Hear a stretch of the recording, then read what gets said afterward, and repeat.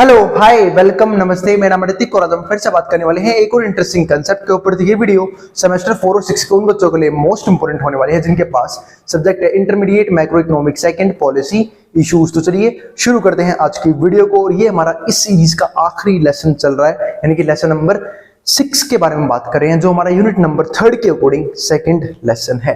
Unit number 3 में हम deal कर रहे थे इश्यूज इन ओपन इकोनॉमी। ये हमारा यूनिट नंबर 3 का टॉपिक था मेन। उसका लेसन नंबर 2 है exchange rate and balance of payment, यानी कि बीओपी, बैलेंस ऑफ पेमेंट जिसको हम बोलते हैं। ठीक है, तो इसके बीच में हम जो है इस चैप्टर के अंदर बात करने वाले हैं कि एक्सचेंज रेट का क्या रिलेशन होता है बैलेंस ऑफ पेमेंट के साथ। तो एक्सचेंज रेट को तो मैं काफी बार बता चुका हूं अपने प्रीवियस वीडियोस के अंदर भी, लेकिन बैलेंस ऑफ पेमेंट जो हमने डिस्कस नहीं किया है, तो इसको जो हम कहीं ना कहीं रिलेट करते हुए चलेंगे बैलेंस ऑफ पेमेंट के साथ। और इस कंप्लीट सीरीज के नोट्स भी ऑलरेडी प्रिपेयर हो चुके हैं with important question answer PDF. जिन बच्चों को नोट्स परचेज करने हैं वो इस नंबर पे जाए 9667836333, यहाँ पे व्हाट्सएप करके नोट्स भी ले सकते हैं। और एक बात का बिल्कुल ध्यान रखना, वो क्या कि इस चैप्टर का इंट्रोडक्शनल वीडियो मैं ऑलरेडी बना चुका हूं। जिसने अब तक इसके प्रीवियस वीडियो ना देखी हो तो वो जरूर देख लेना। और हमेशा किसी भी चैप्टर की पहली वीडियो को स्किप मत किया करो, क्योंकि वहां पे कहीं ना कहीं उस पूरे कंप्लीट चैप्टर के अंदर का ब्रीफ जो है मैं कहीं ना कहीं बता देता हूं कि हम क्या क्या स्टडी करने वाले हैं। अब हम समझना शुरू करते हैं एक्सचेंज रेट को। तो एक्सचेंज रेट को तो मैं पहले बता चुका हूं। एक्सचेंज का मतलब यहाँ पे क्या होता है, किसी भी चीज को बदलने को हम एक्सचेंज बोलते हैं ना, इंग्लिश का वर्ड है, सबको पता है ना भाई, उर्दू में तो लिखा नहीं हुआ यहाँ पे। तो एक्सचेंज रेट का सिंपल सा मतलब क्या होता है, जब हम किसी भी एक करेंसी को किसी भी दूसरी करेंसी से बदलना चाहते हैं, है ना। अब उसी को यहाँ पे क्या बोलते हैं, एक्सचेंज रेट बोलते हैं। सपोज करो मुझे डॉलर की एक क्वांटिटी खरीदनी है, तो मैं गया, मैंने बोलना, है ना, दुकान पे जाके नहीं बोलना, दुकान पर वाले एक्सचेंज नहीं करते, ठीक है, बैंक्स में जाके एक्सचेंज होते हैं। तो मैं बोला कि भाई $1 मेरे को दे दो। अब $1 बोला, वो बोला 85 रुपए मेरे को पकड़ा दो। भाई 85 रुपए लेंगे $1 के लिए, क्यों? क्योंकि $1 की वैल्यू चल रही है 85 रुपए। तो मुझे 85 रुपीज खर्च करने पड़ेंगे $1 को कमाने के लिए या फिर लेने के लिए। अगर मैं $1 गेन करना चाहता हूं तो मुझे और ज्यादा पैसा जो है यहाँ पे खर्च करना पड़ेगा। ठीक है, सपोज करो $10 लेने हैं, 850 रुपए खर्च करने पड़ेंगे। हाँ, यहाँ पे कुछ ना कुछ जो है कन्वर्जन चार्ज भी होता है, उसके ऊपर बात नहीं करें। लेकिन अगर मुझे एक्सचेंज करना है तो मुझे 85 रुपीज जो है वो $1 के लिए पे करना पड़ेगा। सेम ऐसे ही जो है ये वैल्यू जो है चेंज होती रहती है जिसे आपको डॉलर्स बाय करने हैं। और ये भी ध्यान रखना कि डॉलर की जो वैल्यू है, यानी कि जो एक्सचेंज रेट है, वो भी फिक्स नहीं होता, चेंज होता रहता है डिमांड एंड सप्लाई के अकॉर्डिंग। तो $1 की वैल्यू अभी 85 रुपए मतलब ऑलमोस्ट इसके आसपास चल रही है, लेकिन जो है लगातार फ्लक्चुएट होते रहते हैं। सोचो कि भैया ये तो आपने गलत बताया है, मैंने तो गूगल किया था, $1 की वैल्यू 83 रुपए चल रही है। भाई वो चेंज होती रहती है, ये सिर्फ एक हाइपोथेटिकल वैल्यू है। हाँ, लेकिन लाइक्स हम अभी जो है ना अप्रोक्सीमेट 80 से 90 के बीच में ही कर रहे हैं। हो सकता है आप इन फ्यूचर देखो तो हम 100 को भी रीच कर जाए, है ना, डॉलर से, क्योंकि $1 की वैल्यू जो लगातार क्या होती है, बढ़ती जा रही है। अब आगे समझते हैं। तो in an open economy exchange rate is one important factor that influences the equilibrium situation. तो अगर हम ओपन इकोनॉमी की बात करते हैं तो ओपन इकोनॉमी क्या होती है, वो इकोनॉमी जिसके पास 4 सेक्टर है, प्रोड्यूसर, ठीक है, consumer, government and rest of the world, यानी कि जहां पे हम इंपोर्ट एक्सपोर्ट भी करते हैं। जिन बच्चों की याददाश्त कमजोर है उनके लिए बताया मैंने ये। तो in an open economy exchange rate is one important factor that influences the equilibrium situation. तो कहीं ना कहीं एक्सचेंज रेट भी जो है वो इक्विलिब्रियम सिचुएशन को इन्फ्लुएंस करने का काम करता है। The rate at which citizens of one country trade with citizens of another is known as rate of exchange. तो ये वो रेट होता है जहां पे एक कंट्री के सिटीजंस, ठीक है, ट्रेड करते हैं दूसरे कंट्री के सिटीजंस के साथ, वो भी इसको मैं आपको बोलते हैं रेट ऑफ एक्सचेंज बोलते हैं। यानी कि जो ट्रेडिंग सिस्टम होता है ना, एक फॉरेन कंट्री से अगर हमें ट्रेड करना है तो हम कहीं ना कहीं एक्सचेंज रेट की हेल्प से ट्रेड कर सकते हैं, क्योंकि फॉरेन कंट्री से भी हम ट्रेड करते हैं तो हमें फॉरेन करेंसी में चाहिए होती है। सपोज करो कि अगर मुझे यहां से, ठीक है, कोई गुड्स और कोई सर्विस फॉरेन कंट्री से मंगवानी है, तो भाई मुझे उसकी पेमेंट भी उनकी करेंसी में करना पड़ेगा। ठीक है, तो यानी कि अगर मान लो मैं यूएसए गया, मुझे वहां से कुछ खरीदना है, तो पहले तो बात तो जब मैं यूएसए जाऊंगा तो मुझे अपनी करेंसी में वहां पर कुछ बाय नहीं कर पाऊंगा, है ना, मुझे उसके लिए अपनी करेंसी को कन्वर्ट करना पड़ेगा डॉलर्स के अंदर। और जब मैं यूएसडी यूज करूंगा वहां पे फिर किसी भी चीज को बाय करने के लिए या फिर किसी भी इकोनॉमिक ट्रांजैक्शन के लिए। ऐसे ये भी नहीं होता, अगर मान लो कोई फॉरेन कंट्री का पर्सन हमारी कंट्री में आता है तो उसे पहले इंडियन रुपीज में कन्वर्ट करवाना पड़ेगा ना। अभी वो थोड़ी ना आप दुकान पे जाओगे इंडिया में, कहोगे मेरे पास तो $10 है, मेरे को ना एक काम करो $10 की ये चीज दे दो, वो देगा ही नहीं, क्योंकि उसे पता है उसे चक्कर काटने पड़ेंगे उस डॉलर को वापस इंडियन रुपीज में कन्वर्ट करवाने के लिए। तो इसी के लिए जो है ना एक्सचेंज रेट यहाँ पे मेन रोल प्ले करता है ट्रेड करने के लिए, वो भी 2 कंट्रीज के बीच में, या फिर 2 पर्संस, ऐसे 2 पर्संस जो कहीं ना कहीं डिफरेंट कंट्रीज में रह रहे हैं। तो it as the market value of one currency. तो ये कहीं ना कहीं ये वो मार्केट वैल्यू होती है किसकी, एक करेंसी की, रिलेटिव टू अनदर, मतलब हम यहाँ पे कहीं ना कहीं रेशियो भी कंपेयर कर सकते हैं दो करेंसीज के बीच में, है ना, बताना मत किसी को, ठीक है, वो भी है यहाँ पे। तो they determine how much of one currency you can purchase or exchange for another currency. और ये भी जो एक्सचेंज रेट है वो ये भी डिटरमाइन करता है कि हम जो है how much of one currency, हमें कितनी करेंसी की रिक्वायरमेंट पड़ेगी you can purchase or exchange for another currency, जिसको दूसरी करेंसी से एक्सचेंज कर सकते हो। फॉर एग्जाम्पल, अगर मेरे पास 85 रुपीज है तभी मैं $1 खरीद पाऊंगा, अगर मेरे पास 85 रुपीज नहीं है तो मैं $1 बाई नहीं कर पाऊंगा। अगर मुझे $10 खरीदने हैं, मेरे को 850 रुपए चाहिए, है ना, 20 खरीदने तो कितने चाहिए, 850 इंटू 2 कितना हो जाएगा, 1700, है ना। जिनकी मैथ्स वीक उनके लिए बता रहा था, बाकी तो कुछ लोग कैलकुलेटर यूज करते हैं इतनी छोटी छोटी ट्रांजेक्शन के लिए भी। तो आगे समझते हैं। तो जितनी ज्यादा आपको डॉलर चाहिए होंगे उतना फालतू आपको रुपीज में पेमेंट करनी पड़ेगी। तो यही तो इसने बात बोली, इसने यहाँ पे रेशियो कंपेयर किया है, किसके बीच में, रुपीज के बीच में और डॉलर्स के बीच में। अगर मैं यहाँ से रेशियो निकालने की बात करूं, सिंपल मैथ्स करते हैं, जैसे मैंने आपको समझाया ना कि रेशियो भी कंपेयर करता है। अगर मैं यहाँ पे रेशियो निकालने की बात करूं तो रेशियो कैसे आएगा, डॉलर ये ना, रुपीज समझ लो यहाँ पे मल्टीप्लाई में है, एक करेंसी टाइप की, रुपीज को नीचे ले आओ, ठीक है, तो 85:1। तो समझ रहे हो कितना फर्क है, यानी कि 85:1 चल रहा है डॉलर और रुपीज के बीच में। तो ये भी चीज हो गई।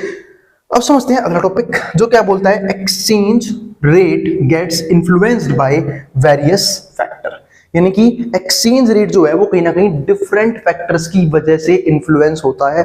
पता भी ऐसे कौन कौन से फैक्टर है। पहला, इंटरेस्ट रेट क्या चल रहा है, यानी कि ब्याज का जो रेट है वो कितना चल रहा है। अब वो इंटरेस्ट रेट जो है वो लोन के ऊपर भी हो सकता है, इन्वेस्टमेंट के ऊपर हो सकता है, तो इंटरेस्ट रेट क्या चल रहा है। इन्फ्लेशन, यानी कि महंगाई कितनी बढ़ रही है, इससे भी कहीं ना कहीं एक्सचेंज रेट इन्फ्लुएंस होता है। या फिर पॉलिटिकल स्टेबिलिटी, वो कैसी है एक कंट्री के अंदर, तो ये भी एक्सचेंज रेट डिटरमाइन करता है। इसके अलावा इकोनॉमिक परफॉर्मेंस कैसी है, ये भी डिटरमाइन करता है। एंड मार्केट स्पेकुलेशन कैसा है। तो ये सब के सब जो है वो कहीं ना कहीं एक्सचेंज रेट को इन्फ्लुएंस करते हैं, क्योंकि इकोनॉमिक परफॉर्मेंस तो बहुत ज्यादा करती है। क्योंकि एक टाइम पे मोदी जी की गवर्नमेंट ने भी प्रॉमिस किया था कि हम अपनी इकोनॉमी को इतना स्ट्रॉन्ग करेंगे कि हम कहीं ना कहीं ₹1 को $1 के बराबर ला के रख देंगे, लेकिन ऐसा तो कुछ नहीं हुआ। लेकिन डॉलर लगातार ऊपर की तरफ भाग रहा है, और इसलिए डॉलर जो है ना वो one of the strong currency है इस दुनिया की। क्योंकि इस ग्लोबल लेवल पे देखें तो हम ज्यादातर ट्रांजेक्शन जो है ना वो यूएसडी के अंदर करते हैं, किसी भी कंट्री के साथ किसी भी ट्रेड को बरकरार रखने के लिए। तो इसलिए यूएसडी जो है वो दिन प्रतिदिन और ज्यादा स्ट्रॉन्ग बनता जा रहा है। तो अगला पॉइंट क्या आता है, exchange rates are typically quoted in pairs. Exchange rate को हम हमेशा पेयर्स में देखते हैं, सच एज, जैसे हम बात करते हैं आईएनआर यूएसडी की, भाई कंपैरिजन के लिए आप दो कम से कम करेंसी तो यूज करोगे ना। अब आईएनआर को आईएनआर से कंपेयर तो नहीं करोगे, तो आईएनआर को हमने पे किससे कंपेयर किया था, यूएसडी से, यानी कि अमेरिकन डॉलर से, means rupee per dollar. Where first currency is called base currency, जहां पे पहली करेंसी को हम क्या बोलते हैं, बेस करेंसी, सेकंड करेंसी को हम क्या बोलते हैं, काउंटर करेंसी। तो exchange rate indicates how many units of counter currency you can get for 1 unit of base currency। इसका मतलब अगर आपने, एक मिनट क्या बोला उसने, exchange rate indicates that how many units of counter currency, यानी कि आपको काउंटर करेंसी कितनी क्वांटिटी मिलेगी अगर आप 1 यूनिट खर्च कर रहे हो बेस करेंसी का। मतलब अगर आपने ₹1 खर्च किया, अगर आपने ₹1 खर्च किया तो आपको यूएसडी कितना मिलेगा। कैसे पता करोगे, अगर आपको ₹1 आपने खर्च किया तो आपको यूएसडी कितना मिलेगा। बहुत ही सिंपल है, जैसे $1 ₹85 के बराबर होता है, तो हमें पता करना है कि ₹1 में कितने डॉलर आएंगे, तो 85 को डिवाइड में ले जाओ, यानी कि 1/85। सिंपल कैलकुलेशन, आपको पता करना है कि ₹1 में कितने डॉलर आएंगे, तो 85 को मैं 85 इंटू 1, भाई 85 इंटू 185 ही तो होगा, तो ₹1। अब 85 आएगा डिवाइड में 1/85, कितना आंसर आएगा बताओ, ये पता लगेगा, कैलकुलेट कर लेना है ना। 0 पॉइंट मेरे हिसाब से 0.011 आएगा, मेरे हिसाब से तो ये आना चाहिए, बाकी आप कैलकुलेट कर लेना, ठीक है। तो ये हो गया यहाँ पे। तो वही चीज यहाँ पे समझाई कि एक्सचेंज रेट कहीं ना कहीं इंडिकेट करता है कि हमें बेस करेंसी की हमें काउंटर करेंसी की यूनिट खरीदने के लिए कितनी क्वांटिटी खरीद पाएंगे अगर हम 1 यूनिट खर्च कर रहे हैं अपनी बेस करेंसी की। तो यानी कि अगर मैंने ₹1 खर्च किया तो ₹1 के बदले मैं कितने डॉलर्स कमा पाऊंगा, मैं कमा पाऊंगा $0.011। तो एक्सचेंज रेट्स इनटू 2 टाइप्स। अब एक्सचेंज रेट के 2 टाइप्स आए। 2 टाइप कौन से, एक तो होता है हमारा फ्लोटिंग एक्सचेंज रेट, दूसरा आता है फिक्स्ड एक्सचेंज रेट, जिसको मैंने डिस्कस किया था, आपको अगर याद हो पिछले चैप्टर में, है ना, जब मैं यूनिट नंबर 3 का लेसन नंबर 1 पढ़ा रहा था फ्लेमिंग्स मॉडल में, वहां हमने डिस्कस किया था कि फ्लोटिंग एक्सचेंज रेट क्या होता है और फिक्स्ड एक्सचेंज रेट क्या होता है।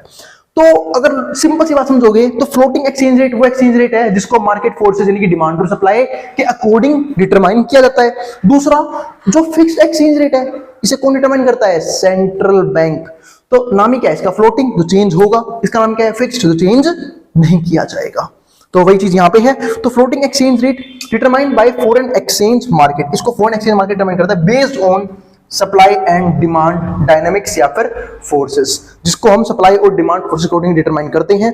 Governments and central banks can also intervene, कहीं ना कहीं जो गवर्नमेंट्स हैं और जो सेंट्रल बैंक है वो भी यहाँ पे इंटरफेयर कर सकता है, इंटरवेन कर सकता है in the forex market, forex market के अंदर, to influence the exchange rate, exchange rate को इन्फ्लुएंस करने के लिए थ्रू मॉनेटरी पॉलिसी इंटरवेंशंस, अपनी मॉनेटरी पॉलिसी को यूज करके। ठीक है, अब जिनको ये भी नहीं पता मॉनेटरी पॉलिसी क्या होती है, तो भाई क्या बताऊं मैं, इसलिए मैं कहता हूं हर एक वीडियो को सीरीज वाइज देखा करो, है ना, यहाँ पे मैं कवर कर चुका हूं इस चीज को। दूसरा पॉइंट क्या आएगा भाई, फिक्स्ड एक्सचेंज रेट, वो क्या होता है, इसको तो खुद कौन सेट करता है, या तो गवर्नमेंट या फिर गवर्नमेंट की सेंट्रल बैंक, और हमारे देश की सेंट्रल बैंक कौन है, RBI, reserve bank of India. ठीक है, तो of the country and are not allowed to fluctuate freely, और ये जो है वो कहीं ना कहीं फ्रीली फ्लक्चुएट नहीं कर सकते।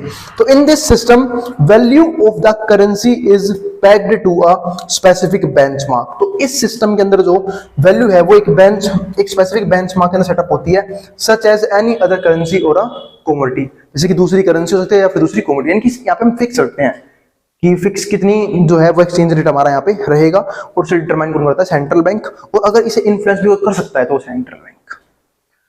अब जैसे यहाँ पे एग्जांपल दे रखा है मैंने, in India exchange rate system is based on a manage floating exchange rate regime, तो इंडिया के अंदर जो हमारा एक्सचेंज रेट सिस्टम है वो किसके अकॉर्डिंग मैनेज होता है, फ्लोटिंग एक्सचेंज रेट सिस्टम के according. Under this system the value of Indian rupee, तो इस सिस्टम के अंदर जो वैल्यू है इंडियन रूपी की, आईएनआर जिसको हम बोलते हैं, is determined by market of demand and supply factors. तो इसको अब देखो नाम ही क्या है इसका, floating exchange rate system according हम जो है वो इंडिया में एक्सचेंज रेट को डिटरमाइन करते हैं, और मैं जानता हूं कि फ्लोटिंग एक्सचेंज रेट तो काम करता है डिमांड और सप्लाई के अकॉर्डिंग, तो is determined by market of demand and supply factors such as interest rate, जैसे इंटरेस्ट रेट हो गया, कैपिटल का फ्लो कैसा चल रहा है, कैपिटल फ्लोज, ट्रेड बैलेंस कैसा चल रहा है, इन्फ्लेशन रेट जिसकी आज मैं कर चुका था, इन्वेस्टर सेंटिमेंट कैसा है कि इन्वेस्टर जो है, क्योंकि सबके सेंटिमेंट्स होते हैं, इन्वेस्टर किस तरीके से सोच रहा है, पैसा लगाना है या पैसा नहीं लगाना है, तो इन्वेस्टर का सेंटिमेंट भी कहीं ना कहीं से अफेक्ट करता है। Play a role in determining the INR value, तो ये सब चीजें मिले कहीं ना कहीं इंडियन या फिर आईएनआर जो वैल्यू है, यानी कि हमारी जो रुपीस करेंसी है उसकी वैल्यू को डिटरमाइन किया जाता है with some level of intervention and control by reserve bank of India. और यहाँ पे एक कंट्रोल जो है वो एक चीज का और है, जो है हमारा सेंट्रल बैंक यानी कि रिजर्व बैंक ऑफ इंडिया, जिसकी बात मैंने यहाँ पे की भी थी कि फ्लोटिंग एक्सचेंज रेट में भले ही एक्सचेंज रेट डिमांड और सप्लाई के फैक्टर्स के अकॉर्डिंग डिटरमाइन हो, लेकिन यहाँ पे कुछ ना कुछ रोल जो है वो किसका होता है, वो होता है हमारा यहाँ पे गवर्नमेंट का, सेंट्रल बैंक का, यानी कि आरबीआई का, इंडिया के केस में। तो RBI also implement various monetary and physical policy, जो आरबीआई है वो बहुत सारी मॉनेटरी पॉलिसी, बहुत तरीके की मॉनेटरी पॉलिसी यूज करता है, फिजिकल पॉलिसीज भी यूज करता है, measures to influence the INR value, ताकि आईएनआर वैल्यू को इन्फ्लुएंस कर सके, and support the country's economic objective, और कहीं ना कहीं हमारे इकोनॉमिक ऑब्जेक्टिव को सपोर्ट कर पाए, कि ऐसा ना हो कि हमारी करेंसी जो है वो दिन प्रतिदिन जो है वीक होती चली जाए। अब अगला जो पॉइंट आता है वो आता है डायरेक्ट एंड इनडायरेक्ट कोटेशंस। अब समझते हैं डायरेक्ट और इनडायरेक्ट कोटेशंस को, जो कि मैं ऑलरेडी समझा चुका हूं, अगर आप ध्यान से पढ़ोगे इसे तो अभी तुरंत समझ आ जाएगा आपको कि डायरेक्ट एंड इनडायरेक्ट कोटेशन क्या होता है। आज की वीडियो का आखिरी टॉपिक है।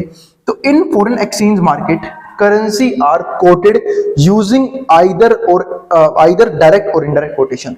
तो जो फॉरेन एक्सचेंज रेट है, एक्सचेंज मार्केट है, वहां पे करेंसी को हम दो तरीके से देखते हैं, एक डायरेक्ट और इनडायरेक्ट कोटेशन की फॉर्म में। These quotations indicate value of one unit of foreign currency rated to domestic currency. तो ये जो कोटेशंस है ना, वो ये इंडिकेट करते हैं कि एक यूनिट की फॉरेन करेंसी की वैल्यू किस तरीके से रिलेटेड है दूसरी करेंसी के साथ, डोमेस्टिक करेंसी के साथ। तो ये जो है ना, ये काम किसका होता है हमारे पास यहाँ पे, ये देखा जाता है, यानी कि जो मैं ऊपर बात कर भी चुका हूं कि एक्सचेंज रेट रिलेशन दिखाता है कि फॉरेन करेंसी का डोमेस्टिक करेंसी से क्या रिलेशन है। ठीक है, अब अगर आप देखो, मैं बात करता हूं पहले डायरेक्ट कोटेशन की, less commonly used in India, जो जनरली इंडिया में यूज नहीं होता। अ direct quotation expresses the value of foreign currency in terms of domestic currency. तो ध्यान रखना, डायरेक्ट कोटेशन का सिंपल सा मतलब ये है, ये एक्सप्रेस करता है वैल्यू ऑफ फॉरेन करेंसी की, फॉरेन करेंसी की क्या वैल्यू है इन टर्म्स ऑफ डोमेस्टिक करेंसी। मतलब अगर आज मेरे पास 10,000 रुपए हैं तो उसकी डॉलर में क्या वैल्यू होगी, है ना, अराउंड मेरे हिसाब से कितनी होगी, 110 115 डॉलर के आसपास, है ना। तो Indian rupee, it shows how many units, और यदि ये भी दिखाता है how many units of foreign currency, एक फॉरेन करेंसी की कितनी यूनिट आर नीडेड, की जरूरत पड़ेगी हमें to purchase 1 unit of domestic currency, अगर हमें 1 यूनिट खरीदना है डोमेस्टिक करेंसी की। तो जहां पे मैंने बात करी भी थी कि अगर हमें इंडिया का 1 रुपया खरीदना है तो डॉलर को सिर्फ और सिर्फ 0.011 डॉलर पे करने होंगे, ठीक है। तो और ये चेंज होता रहेगा क्योंकि डॉलर की वैल्यू लगातार अकॉर्डिंग टू आईएनआर चेंज होती रहती है। Direct quotation are commonly used in countries with a major global currency as their domestic currency. तो जो डायरेक्ट कोटेशन है वो कॉमनली उन कंट्रीज में यूज होता है with a major global currency as their domestic currency, जहां पे ग्लोबल करेंसी जो जाता है एज देयर डोमेस्टिक करेंसी के तौर पे। अब आता है indirect quotation, commonly used in India, ये जनरल इंडिया में यूज होता है। An indirect quotation expresses the value of domestic currency, ये एक्सप्रेस करता है कि domestic value of domestic currency जैसे Indian rupee in terms of foreign currency, यानी कि फॉरेन करेंसी के रूप में हमारी डोमेस्टिक करेंसी की वैल्यू कितनी है। ऐसे ये तो उल्टा था, ये शो कर रहा था कि 1 रुपये जो बराबर है वो बराबर है 0.011 डॉलर के, ठीक है। लेकिन ये तो शो करेगा, वो क्या करेगा, 1 USD इक्वल्स टू 83 INR, 83 बोल लो 85 बोल लो, बात एक ही है, ठीक है। कि भाई अगर हमें 1 US डॉलर चाहिए तो हमें कितना चाहिए होगा, 85 रुपीज या फिर 83 रुपीज जो है पे करने पड़ेंगे। इसको हम बोलते हैं इनडायरेक्ट कोटेशन, यानी कि हम डॉलर्स को कन्वर्ट कर रहे हैं इंडियन रुपीज के अंदर, यानी कि हम 1 डॉलर की वैल्यू बता रहे हैं कि 1 डॉलर के लिए हमें कितनी डोमेस्टिक करेंसी खर्च करनी पड़ेगी।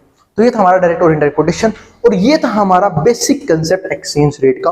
उम्मीद है आपको बेसिक कंसेप्ट एक्सचेंज रेट का समझ में आ गया होगा।